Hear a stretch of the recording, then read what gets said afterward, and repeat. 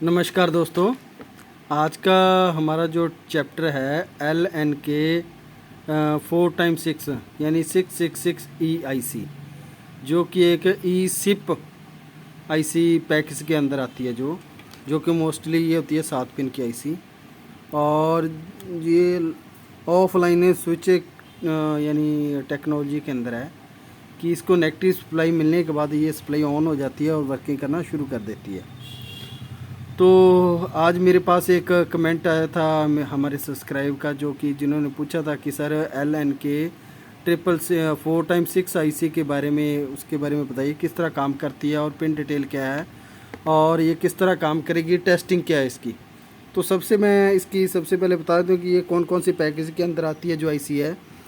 ये जो हमारी ई सिप IC होती है, यानी टावर, जिसे हम बोलते हैं टावर IC, मीन्स ये एक साइड उसकी पिन होती है, बाकी ये स्टैंड होती है, ऊपर की साइड खड़ी होती है IC, और इसको हीट सिंक साथ लगाया जाता है। तो इसे ई सिप पैकेज के अंदर एक ये IC आती है, और एक डिप पैकेज के अंदर आती है, और एक SOP यानी एक जो कि हमारे चिप डिवाइसेस होती है उसके अंदर लगने के लिए ये IC आती है, और एक ड्यूल इन पैकेज यानी डबल साइड, जिस साइड की पिन होती है उस साइड में ये IC आती है, और एक ई सिप के अंदर ये IC आती है। मतलब कि ये बिल्कुल छोटी सी IC होती है, और इसकी 7 यानी पिन 7 होती है, लेकिन एक पिन मिस होती है। 6 नंबर पिन इसके अंदर नहीं होती, बाकी पिन इसके अंदर लगी होती है। पिन डिटेल के हिसाब से इसकी 7 पिन होती है, लेकिन अगर फिजिकल देखेंगे तो ये 6 पिन की IC होती है। तो आज इस IC के बारे में करेंगे। ये IC होगी तो मतलब ये सेम ही IC है, वर्किंग और टेस्टिंग इसकी। तो इसके बारे में आज करेंगे कि ऐसी किस तरह काम करती है, कैसे काम करते हैं, क्या इसकी वर्किंग है। तो सबसे पहले इसकी पिन डिटेल मैं बता देता हूँ कि ये 6 पिन की होती है, और फिजिकल इसकी 6 पिन है, वैसे ये 7 पिन की IC होती है। पिन नंबर जो 1 है, लेफ्ट हैंड साइड जो फर्स्ट पिन होती है, पिन नंबर 1 PD की पिन होती है इसकी। पिन नंबर 1 PD की पिन होती है जी। तो PD के अंदर क्या सिस्टम होता है, किस तरह? PD का मतलब प्रोग्राम डिले सिस्टम, यानी PD पिन है जो प्रोग्राम डिले पिन होती है, पिन नंबर 1। पिन नंबर 2 जो होती है फीडबैक की पिन होती है इसकी, जो कि सर्किट को फीडबैक देगी, वो भी मैं आगे करवा देता हूँ, मैंने सर्किट बना रखा है। और एक पिन होती है CP की, यानी कॉम्पिटिशन की पिन होती है, पिन नंबर 3। और पिन नंबर 4 जो है वो BP की पिन है, BP मीन्स बाईपास पिन होती है। पिन नंबर 5 जो है सोर्स की पिन है। पिन नंबर 7 जो है ड्रेन की पिन है। तो ये IC होते हैं, फिजिकल 6 पिन की IC होती है, और इसकी जो 6 नंबर पिन है वो इसके अंदर नहीं होती। तो इस IC के बारे में करेंगे सबसे पहले। तो इस IC को यूज़ किस तरह किया जाता है, क्या सिस्टम इसके अंदर लगा होता है, कैसे काम करता है, मैं इंटरनल थोड़ा सा बता देता हूँ आपको।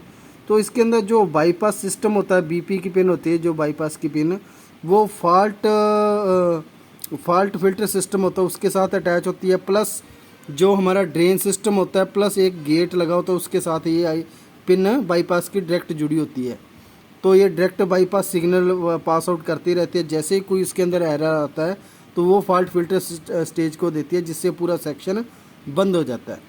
तो ये तो होती है बाईपास की पिन। पिन नंबर जो है हमारी CP की पिन है, वह कॉम्पिटिशन पिन होती है। जो CP की पिन होती है वो CP की पिन MCB जो होता है, मल्टी साइकिल मोड सिस्टम जो होता है, उसके साथ जुड़ी होती है, प्लस जो हमारा एरर वोल्टेज है उसके साथ ये डायरेक्ट जुड़ी होती है। अगर किसी कारण में इसके अंदर वोल्टेज के अंदर फ्लैक्चुएशन, जो हमारा इनपुट वोल्ट है, मेन AC सप्लाई जो DC बन के आउटपुट देता है, उसके अंदर अगर कोई भी प्रॉब्लम आ जाती है तो वो एरर वोल्ट को सिग्नल पास आउट करती है, जिससे पूरा फंक्शन पास आउट करना बंद कर देता है। और इसी पिन से ही जो हमारे करंट लिमिटर सिस्टम है वो भी काम करता रहता है कि करंट की कंजप्शन कितनी, अगर कम ज़्यादा हो रही है, अगर कोई शॉर्ट सर्किट होगा तो ओवर करंट होने के बाद डायरेक्टली ये हमारा जो आउटपुट सिस्टम है वो बंद कर देगा, ड्रेन से आउटपुट होना बंद हो जाता है हमारा इसमें। तो एक ये पिन एक पिन होती है जो FB की, यानी फीडबैक की पिन। फीडबैक सिग्नल का जो इनपुट हमारी मेन AC और जो आउटपुट है, दोनों का फीडबैक इसी पिन पे आता है, एक एक रजिस्टर के द्वारा। और अगर फीडबैक के अंदर कोई भी वोल्टेज की या किसी सिस्टम की प्रॉब्लम है तो ये AMP जो हमारा एम्पलीफायर सिस्टम होता है उसको ये वोल्ट देती है। एम्पलीफायर सिस्टम जो एरर वोल्ट को सिग्नल पास आउट करता है, जिससे आउटपुट बंद हो जाता है। और एक पिन होती है पीडी की पिन ये होती है program pin, program delay pin होती है पीडी पिन।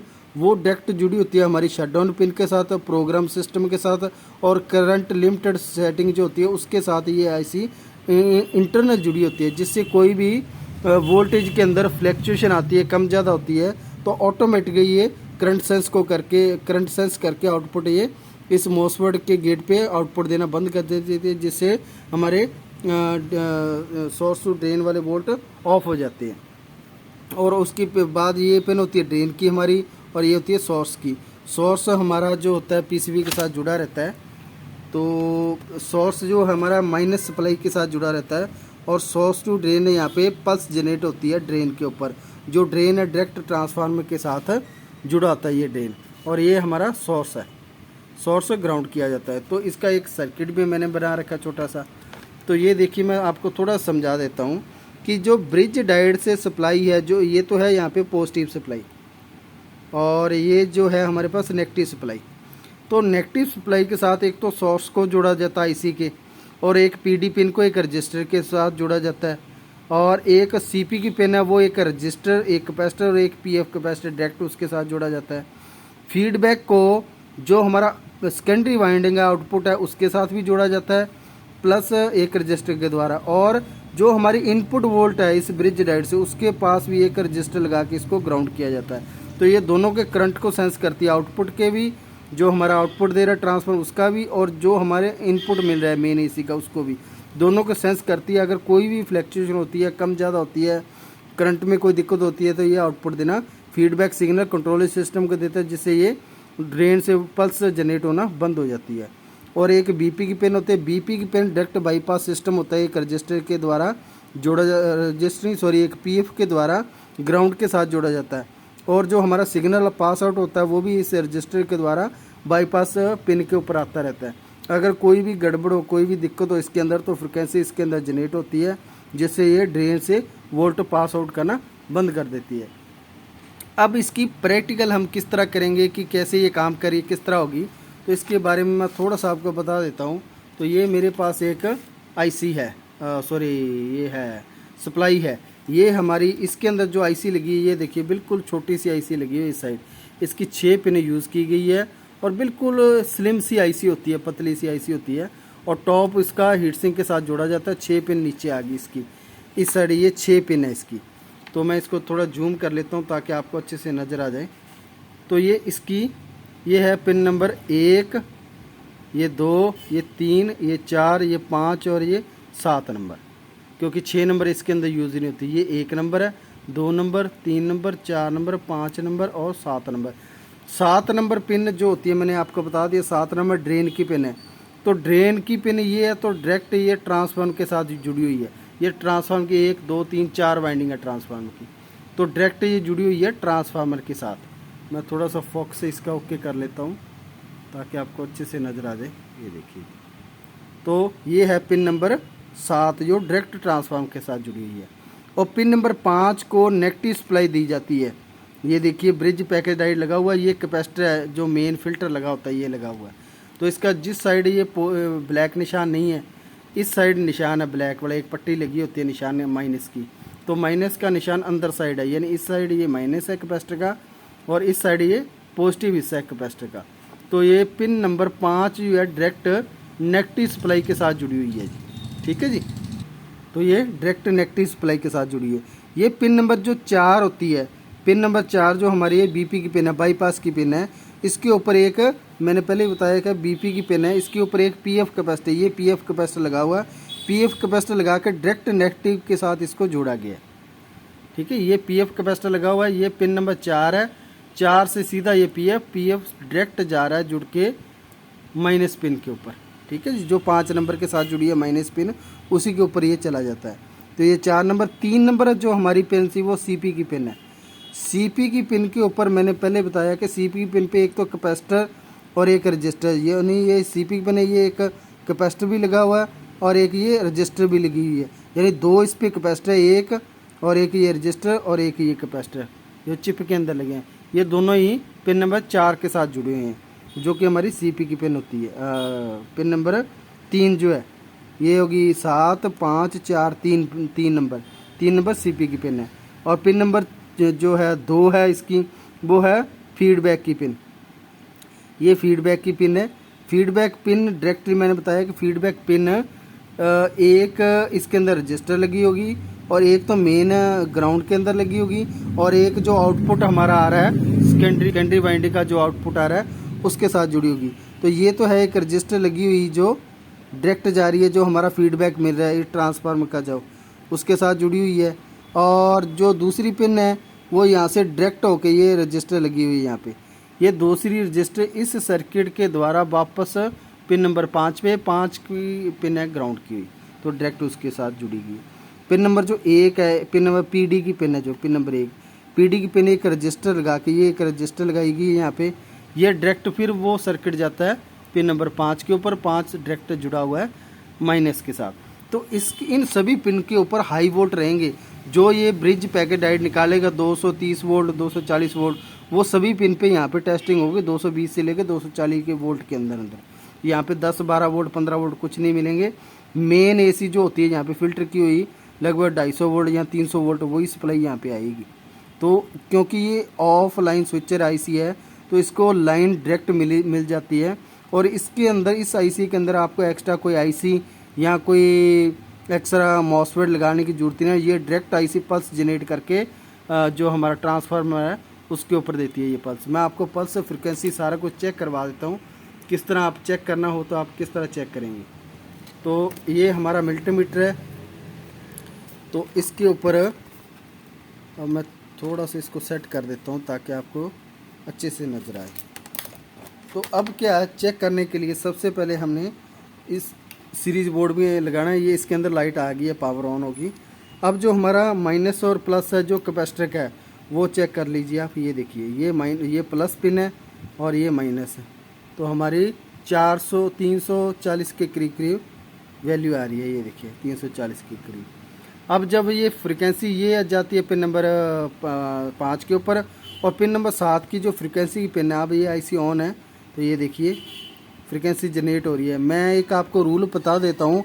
अगर आपने आईसी की फ्रिक्वेंसी चेक करनी हो, अगर आईसी की फ्रिक्वेंसी चेक करनी हो कि ये एसी पल्स जनरेट कर रहा है या नहीं कर रहा है, तो सबसे आसान तरीका है जो इसकी आउटपुट पिन है। अब जैसे इसकी 7 नंबर जो आउटपुट है ट्रांसफार्मर के ऊपर जाती है, हमने मल्टीमीटर को 600 की रेंज में रखना है।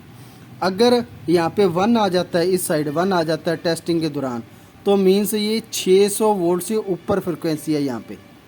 जैसे मैं आप लगा के दिखा दूँ, ये देखिए मीटर ब्लिंक कर रहा है तो ये 1500 1900, ये देखिए। तो ये वोल्ट जो है हमारे, तो ये वोल्ट हमारे फ्रिक्वेंसी वोल्ट है, ये देखिए। ठीक है, तो इस तरह आप चेक कर सकते हो फ्रिक्वेंसी को। ये 1000 से ऊपर होते हैं, ये देखो 1 आ गया ना इस साइड, तो मीन्स है ये 1000 से ऊपर वोल्ट है। तो यहाँ पे फ्रिक्वेंसी जनरेट हो रही है और ये हमारी आउटपुट में आ रही है इस साइड, ये आउटपुट होती है यहाँ पे। तो आउटपुट के अंदर अगर आपने चेक करना है तो आउटपुट इस साइड आपने 20 की रेंज में रख के यहाँ पे चेक कर लेना है। ये देखो 12 वोल्ट 12.94 वोल्ट आउटपुट दे रही है, यानी 12 वोल्ट इस ट्रांसफॉर्म से ऑटो के ब्रिज पैकेट डायोड से लग के आउटपुट हमारा मिल रहा है। तो ये होगी इसकी ऑन कंडीशन की टेस्टिंग, किस तरह ये फ्रिक्वेंसी जनरेट वगैरह। अगर यहाँ पे इस पिन जो है इसकी आउटपुट पिन है, इसके ऊपर जितने इनपुट वोल्ट है, मान के चलिए इनपुट वोल्ट हैं इसके, ये जो कैपेसिटर वाले हैं 350, अगर इस पिन पे 350 वोल्ट मिल रहे हैं तो मतलब आपकी आईसी काम नहीं कर रही है। तो इसको कैसे चेक करेंगे, सिंपल सा तरीका मैं आईसी को चेक करने का बताता हूँ। अब मैंने ऑफ़ कर दिया इसको। अब आईसी किस तरह चेक होगी, आईसी ख़राब है सही है, उसकी पिन डिटेल से हिसाब से किस तरह चेक होगी, तो वो भी मैं आपको बताता हूँ। सबसे पहले हम इसको डिस्चार्ज कर लेंगे आईसी को, कैपेसिटर को जो चार्ज है अगर, तो ये लो डिस्चार्ज हो गया कैपेसिटर। अब इसको चेक करने का मेथड आईसी को, तो आपने बीप की रेंज में सेट कर लेना मल्टीमीटर को। उसके बाद बीप की रेंज में सेट करने के बाद आपने क्या करना है, जो एक पिन है इसकी पिन नंबर 5 जो है, क्योंकि 5 माइनस की पिन है, 5 के ऊपर पॉजिटिव की प्रोब लगानी है रेड, और सोर्स पे चेक करना है। तो लगभग 450 करीब 450 से ऊपर वैल्यू होगी, ये ओके है। और एक पिन नंबर 4 के ऊपर भी सेम सी वैल्यू आनी चाहिए, तो ये पिन नंबर 4 की वैल्यू है। ये तो होगी पिन नंबर 4, मतलब बाईपास की पिन है, उसकी वैल्यू, प्लस जो हमारा है जो गेट और ड्रेन, सोर्स और ड्रेन बना हुआ उसका आपस में वैल्यू आ गई। ये एक मॉसफेट की जो इंटरनल लगा उसकी वैल्यू है। अगर आप प्रोब उल्ट करके चेक करोगे तो वैल्यू नहीं आएगी, ये वैल्यू नहीं आ रही है। अगर वैल्यू रेड ऊपर लगाओगे फिर वैल्यू आएगी, मतलब इसका मॉसफेट ओके है। अब रह गया जो हमारा पिन नंबर 4 बाईपास की पिन होती है। जितनी मॉसफेट की गेट पे आएगी वैल्यू, सॉरी सोर्स पे ड्रेन पे आएगी, उतनी वैल्यू यहाँ पे आएगी। ये 100 और ड्रेन की वैल्यू है तो उतनी वैल्यू यहाँ पे आएगी, लगभग 450 ऊपर। अब पिन नंबर जो हमारी 1, 2 और 3 रह गई, यानी PD पिन, FD पिन और CP पिन, तो इनके ऊपर 750 के करीब करीब ऊपर वैल्यू आनी चाहिए। तो ये IC की 1 नंबर पिन है, तो ये 710 के करीब, यानी 700 के करीब वैल्यू आ रही है जी। तो ये अब वैल्यू चेक कर लेते हैं हम। ये देखिए ये 700 करीब वैल्यू है, ओके है। ये पिन नंबर 2 के ऊपर वैल्यू 700 करीब 696, और ये 3 नंबर पिन 649। तो इस तरह वैल्यू आनी चाहिए।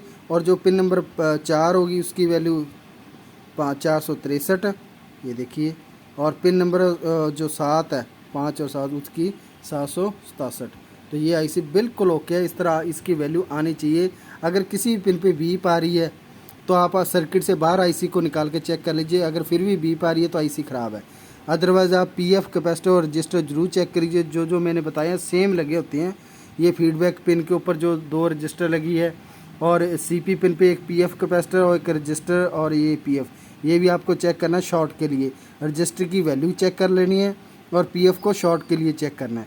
और पिन PD पिन है, इसके ऊपर एक रजिस्टर लगी है, उसकी वैल्यू चेक कर लेनी है। सोर्स और ड्रेन पे कुछ नहीं लगा होता, वो डायरेक्ट जुड़े होते हैं। BP पिन है जो, वो एक PF के साथ जुड़ी होती है।